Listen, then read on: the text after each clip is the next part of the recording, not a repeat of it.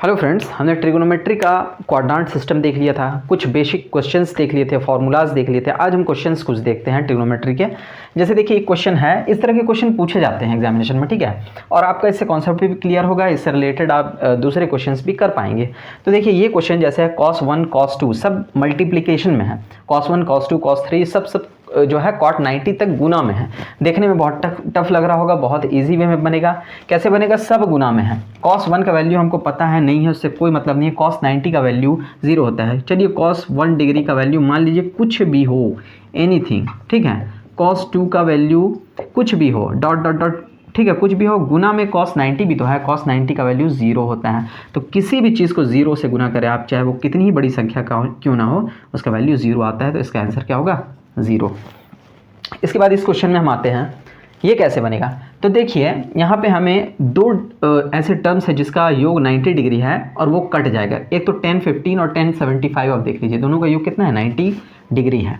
तो हम काट सकते हैं उसको, कैसे काट सकते हैं वो देखेंगे। 10 25 और 10 65 का योग भी 90 डिग्री है, ये भी कट जाएगा। कैसे कटेगा देखिए, तो 10 15 डिग्री तो ठीक है, इसको हम रहने देते हैं। हम इसको चेंज कर देते हैं कॉट में। कैसे होगा?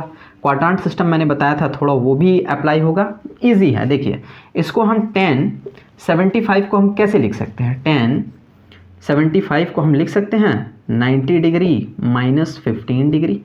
क्या हम नहीं लिख सकते हैं? 90 में से हम 15 घटा देंगे तो 75 आएगा, है ना। तो 10 90 degree minus 15 degree equal to 10 75 degree. ये और ये इक्वल है, हम इसके बराबर इसको लिख सकते हैं।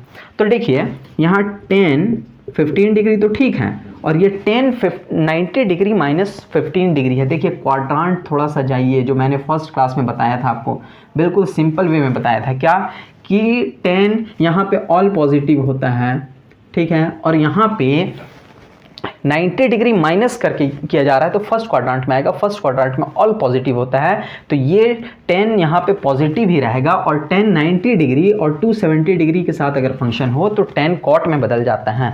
तो यहाँ पे 10 किस में बदल जाएगा? 10 cot. 10 90 degree minus theta equal to cot theta, यानी कॉट 15 डिग्री। अब देखिए 10 15 डिग्री इंटू कॉट 15 डिग्री को 1/10 15 डिग्री लिख सकते हैं आप, ठीक है। तो ये बटा में है और ये ऊपर है ना, और सेम थिंग है तो कट जाएगा। कट के आएगा 1। इसी तरीके से आपका ये और ये सेम तरीके से ख़त्म होगा। ये जो है, ये टर्म जो है, ये दोनों टर्म 10 25 डिग्री इंटू 10 65 को हम कैसे लिख सकते हैं? 10 90 degree minus 90 degree minus 25 degree लिख सकते हैं। 10 65 को 90 में 25 जाएगा, 90 में 25 जाएगा तो 65 ही ना बचेगा। तो 10 65 को हम 10 90 माइनस 25 लिख सकते हैं। 10 25 तो ठीक है, ठीक है, into 10 90 degree minus theta, 90 degree minus theta same thing, positive रहेगा और 10 कॉट में बदल जाएगा। तो cot theta 10 90 minus theta equal to cot theta, यानी कॉट 25। अब देखिए 10 25 इंटू कॉट 25 को 1/10 25 लिख सकते हैं हम। तो 10 25 कट गया, बचा क्या? 1। अब देखिए इसका इन दोनों का वैल्यू 1 आ गया, इन दोनों का वैल्यू 1 आ गया। 1 को 1 से गुना करेंगे कुछ 1 ही आएगा। और देखिए अब बचा सिर्फ 10 45 डिग्री। तो 10 45 डिग्री का हमको वैल्यू तो पता ही है, 1 होता है ना, 1 होता है। 10 30 का वैल्यू 1/√3 होता है, 10 60 का √3 होता है, ठीक है। तो 1 इंटू 1 इंटू 1 इक्वल टू 1 होगा। तो इसका आंसर क्या होगा? 1 होगा। बिल्कुल ईजी था।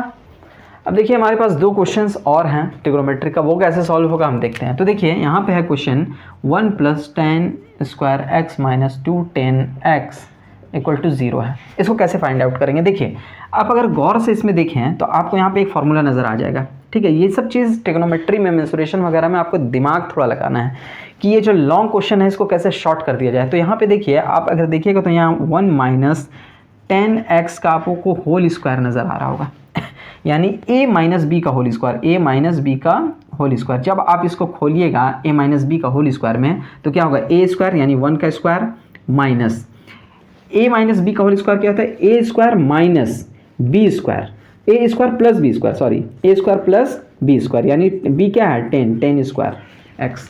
ए square plus b square minus a minus b का होल स्क्वायर माइनस होता है, a square plus b square minus 2 into a क्या है? 2ab, 1 इंटू बी क्या है? 10x। क्या देखिए यही चीज़ नहीं है?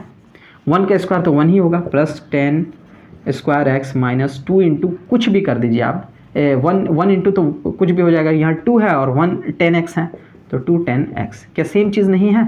तो इसके बराबर में हम ये लिख सकते हैं ना, तब क्वेश्चन आसान हो जाएगा, ठीक है ना, बिल्कुल सॉल्यूशन आसान हो जाएगा।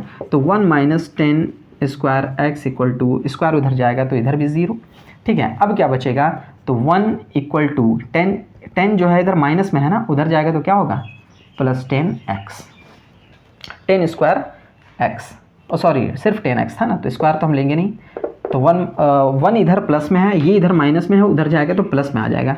तो देखिए 10x में 10 का वैल्यू 1 कितना में होता है, तो 1045 में 1045 डिग्री का वैल्यू 1 होता है, इक्वल टू 10x हम लिख सकते हैं ना, लिख सकते हैं ना। 10x तो ठीक है, 1 जो है इसको हम 1045 डिग्री लिख सकते हैं, क्योंकि 1045 डिग्री का वैल्यू 1 होता है, 10 कट जाएगा तो x इक्वल टू कितना आया, 45 डिग्री आए, तो 45 डिग्री इसका आंसर हो जाएगा। इसी तरीके से हम इस क्वेश्चन को सॉल्व करते हैं, ये कैसे सॉल्व होगा, तो देखिए sine 90 degree minus a equal to 1/2 दिया हुआ है। अब देखिए आप, मैंने क्वाड्रेंट सिस्टम कितना काम आता है, कहाँ कहाँ काम आता है वो आप देखें। साइन 90 डिग्री माइनस थीटा कुछ भी रहे तो वो क्या होता है, कॉस थीटा होता है, और पॉजिटिव में आता है। तो यहाँ sine 90 degree minus theta equal to cos theta हम लिखेंगे, थीटा का वैल्यू ए है तो ए ही लिखेंगे, sign 90 minus A cos A, quadrant system से ही, चूँकि फर्स्ट क्वाड्रेंट में जा रहा है 90 से घट के जा रहा है, कॉस ए इक्वल टू कितना आ गया, 1/2। अब देखिए कॉस ए तो ठीक है, कॉस में 1/2 कितना डिग्री का वैल्यू होता है, तो कॉस में 1/2 कॉस 60 डिग्री का वैल्यू होता है। कॉस कट जाएगा, ए इक्वल टू निकल जाएगा 60 डिग्री। क्वेश्चन हमको निकालना है cot A plus cosec A, यानी cot 60 degree plus cosec 60 degree का वैल्यू क्या निकलेगा, ठीक है। तो देखिए आपको कॉट 60 डिग्री का वैल्यू अगर नहीं पता है, कॉसेक 60 डिग्री का वैल्यू नहीं पता है, लेकिन आप निकाल सकते हैं अगर साइन और कॉस का प्रॉपर वैल्यू आपको सारा पता हो, 30 डिग्री 45 डिग्री 60 डिग्री अगर साइन और कॉस का पता हो। तो देखिए कॉट को निकालने के लिए हम क्या करते हैं, cos theta by sine theta करते हैं, है ना, करते हैं ना। इसी तरीके से कॉसेक 1 बाय साइन होता है, तो 1 by sine 60, cosec 60 equal to 1 by sine 60।